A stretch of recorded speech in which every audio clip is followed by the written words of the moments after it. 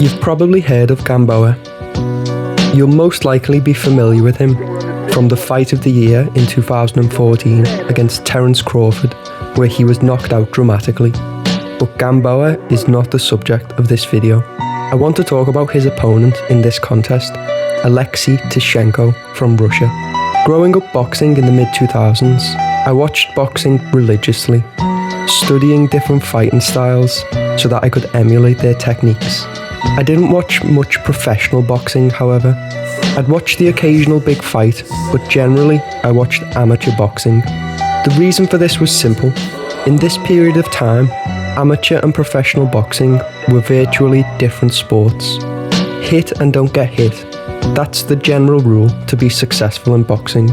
And this was true for both amateur and professional.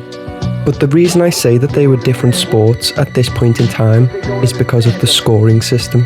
In professional boxing, the rounds are scored on a 10-point must system. However, in amateur boxing during this period of time, the fights weren't scored by rounds, but by individual punches. This difference in scoring meant that fighters in each discipline would employ different strategies to win fights. In professional boxing, fighters are rewarded for aggression and ring generalship. But in amateur boxing, you wouldn't score any points for being the fighter on the front foot, which led to a noticeable difference in the way fights would play out. Amateur fighters were incentivized to score clean, accurate punches. Eventually, amateur boxing moved to a 10-point must system, and the reason for this was simple. Fighters would be told the score at the end of each round. If you were up 5 or 10 points after the first round, a fighter could simply cover up and run away for the rest of the fight and still get the decision. So, growing up as an amateur boxer, I didn't see much use in studying professional fighters because this style wouldn't help me win fights. Sure, I'd watch highlights of Roy Jones and Muhammad Ali, but for the most part, I watched the amateurs.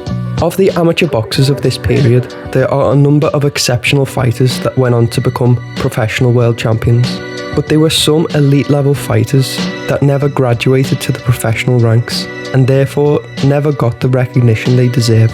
One of these fighters who doesn't get talked about these days is Alexei Tishenko.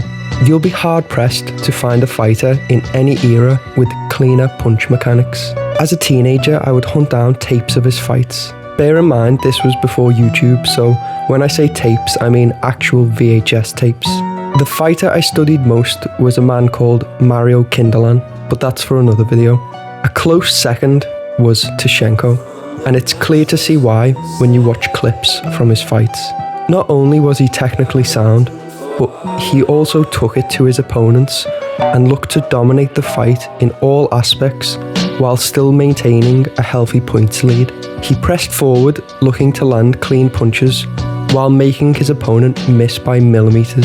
Tishenko won 2 Olympic gold medals and was a world champion as an amateur.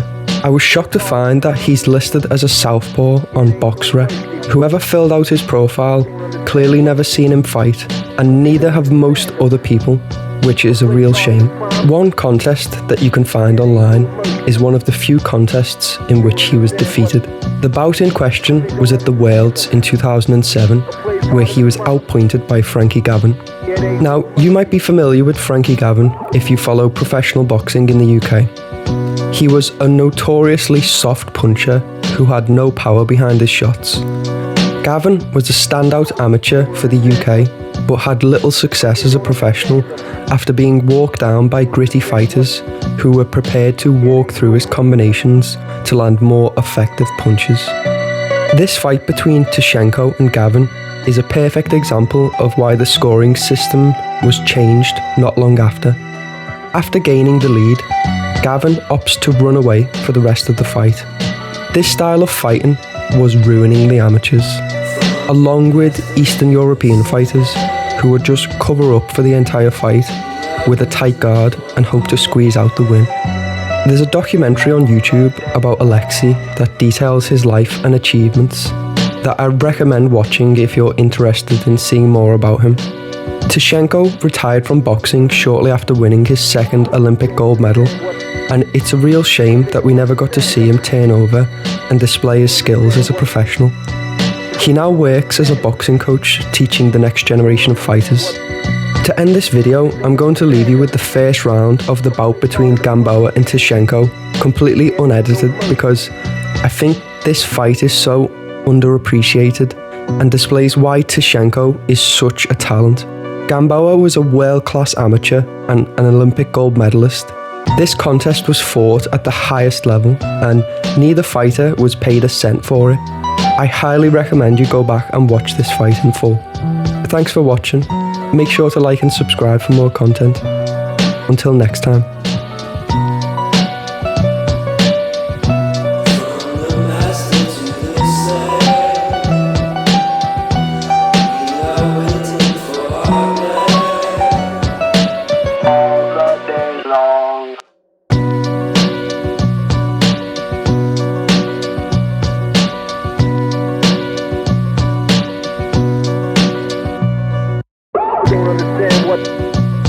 Because they don't understand them. Don't understand what, because they don't understand them.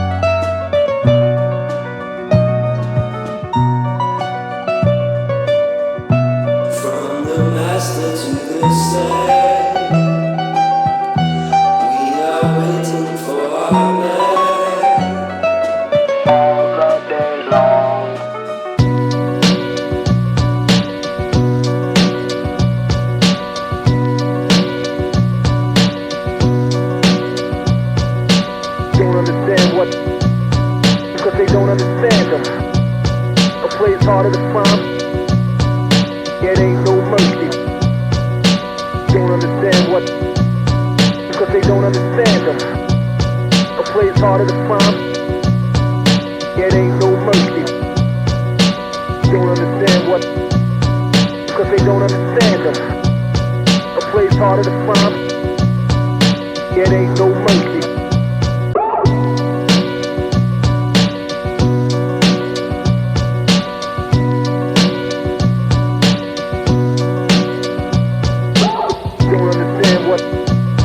Because they don't understand them. Don't understand what, it ain't no mercy.